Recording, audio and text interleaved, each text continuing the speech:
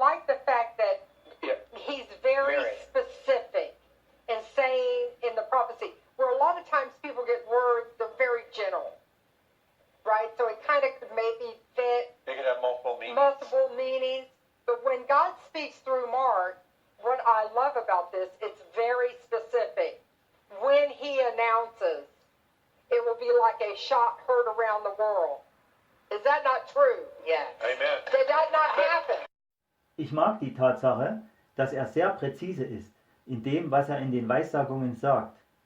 Oft empfangen die Leute Worte, die sehr allgemein sind, so in der Art, es könnte vielleicht passen, vieldeutige Aussagen. Aber wenn Gott durch Mark spricht, was ich dabei so schätze, ist, dass es sehr präzise ist.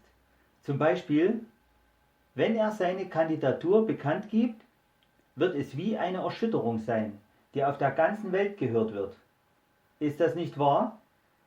Ist das nicht so gewesen? He says they will say things about him, but it will roll off his back. Things that would normally affect people, and the media will be captivated. Is that an understatement? Sie werden Dinge über ihn sagen, aber es wird von seinem Rücken abperlen. Dinge, die normalerweise die Leute angreifen. Und die Medien werden in Bann gezogen sein. Sind das zu wenig Fakten? And he will be fearless. And he is fearless. And is he fearless? Oh, The enemy is shaking and quaking at this guy because he is a man of his word. He won't even apologize when you want him to. That's right. Und er wird furchtlos sein. Und ist er furchtlos? Der Feind zittert und bebt wegen diesem Typ, weil er ein Mann seines Wortes ist. Er wird sich nicht mal entschuldigen, wenn du es von ihm verlangst. And they're so upset. That's right. And I'll tell you what, I've been talking to some extreme powerful people that know the underbelly of this beast called politics. Right.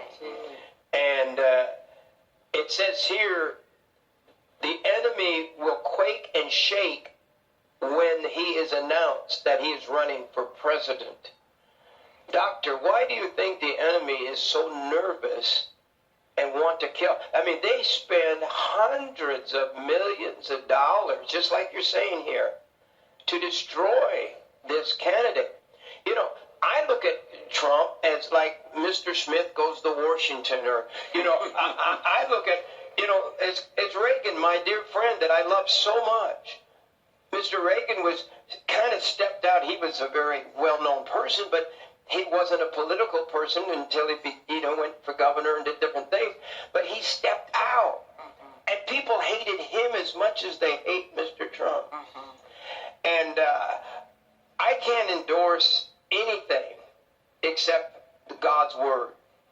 And if this is God's word, I want you to hear it. That's why I'm putting it on this program.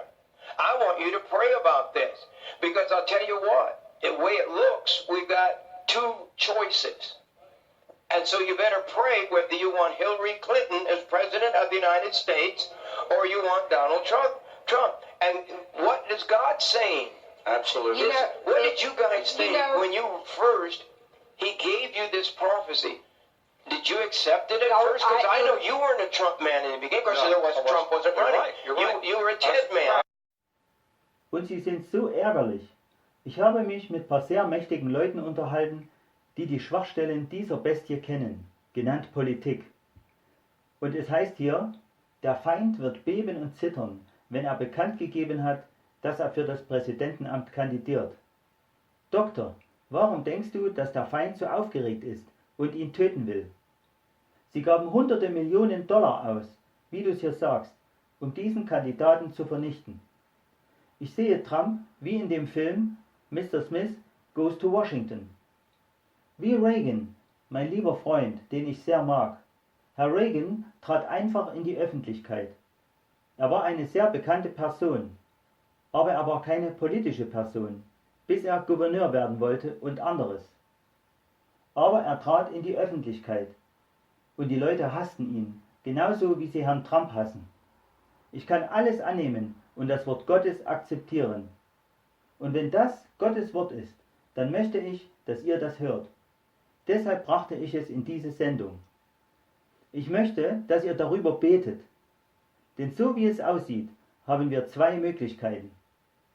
Deshalb betet lieber, ob ihr Hillary Clinton als Präsident der Vereinigten Staaten haben wollt oder Donald Trump und das, was Gott sagt.